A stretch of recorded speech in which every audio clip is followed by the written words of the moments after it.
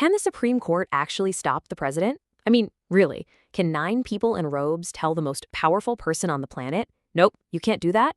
It's one of the biggest questions in American government, and right now, it's not just theoretical. Let's get into it. So there's a bit of a mystery going on in Washington, D.C. There's this landmark case about the president's power to slap on massive tariffs.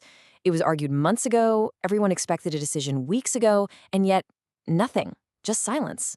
And believe me, that silence is making a lot of noise. We are talking about billions with a B of dollars. This isn't just some abstract legal debate. It affects global trade, it affects the prices you pay for stuff every single day, and it gets to the very heart of the balance of power in this country. So yeah, this delay, it's a really big deal for the whole economy. Okay, so here's a quick backstory. Back in 2025, President Trump used a law from the 70s called the International Emergency Economic Powers Act, or IEEPA, to impose these huge, sweeping tariffs. Basically, the law gives the president a lot of power in a national emergency. Well, businesses sued almost immediately, and the lower courts actually sided with them. They said, whoa, this is going too far. The case shot up to the Supreme Court, a ruling was expected in early January, and here we are, still waiting. So to really understand what could happen here, we've got to zoom out a bit. We need to look at the main tool the Supreme Court has to check the president. I mean, how does this constitutional referee even get to blow the whistle in the first place? It all comes down to this one huge concept, judicial review. This idea goes way, way back to 1803, and it is the absolute bedrock of the court's power. It's what gives them the authority to look at something the president did and decide if it's actually constitutional. It is the ultimate check. And the process for how this all plays out is pretty straightforward. You see it here. The president does something, somebody who's affected by it, say a business or a state, files a lawsuit.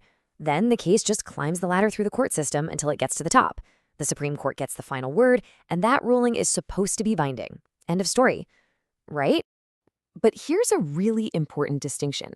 The court can't just wake up one morning and say, you know what? We don't like this trade policy. They can't make policy. Their power is reactive. They can only jump in when a specific action is challenged, and their only job is to rule on whether that action broke the law or the Constitution. You know, this kind of tension, it's not new at all. The epic battle between the White House and the Supreme Court is one of the great recurring dramas in American history. Let's take a look at a few of the most intense moments from these showdowns. And what a history it is. I mean, you've got Andrew Jackson in the 1830s, fast forward to Harry Truman trying to seize steel mills during wartime, and of course, Richard Nixon and the Watergate tapes, where the court unanimously told him to hand them over. Even just a few years ago, the court blocked the Trump administration from ending the DACA program. In every single one of these moments, the court stepped in and set a major precedent. But here's the catch. Does the president have to listen? This quote, famously attributed to Andrew Jackson, points to the court's one big weakness. They don't have an army. They don't have police. Their power completely relies on the other branches respecting their decisions. Jackson's defiance was rare, but it was a pretty stark reminder of that reality. Grasping these historical clashes is absolutely crucial for understanding the stakes in the tariff case today. And hey, if you're finding this explainer valuable and it's helping you connect the dots, do me a quick favor and hit that subscribe button. It really truly helps us keep making more deep dives just like this one. Okay, so we've seen presidents obey the court, like Truman, and we've seen them, well, not, like Jackson. All that history sets the stage for what's happening right now. So with all that context in our back pocket, let's get back to the present. The court's been quiet, but it can't be forever. When they finally do rule, what are the options? First, let's just remember the sheer amount of money we're talking about. By the end of 2025, more than $81 billion in these tariffs had already been collected. That is a gigantic pile of cash just sitting there, waiting for this decision. So it really boils down to 3 main possibilities. 1, the court could say the tariffs are perfectly fine. That would be a huge expansion of presidential power.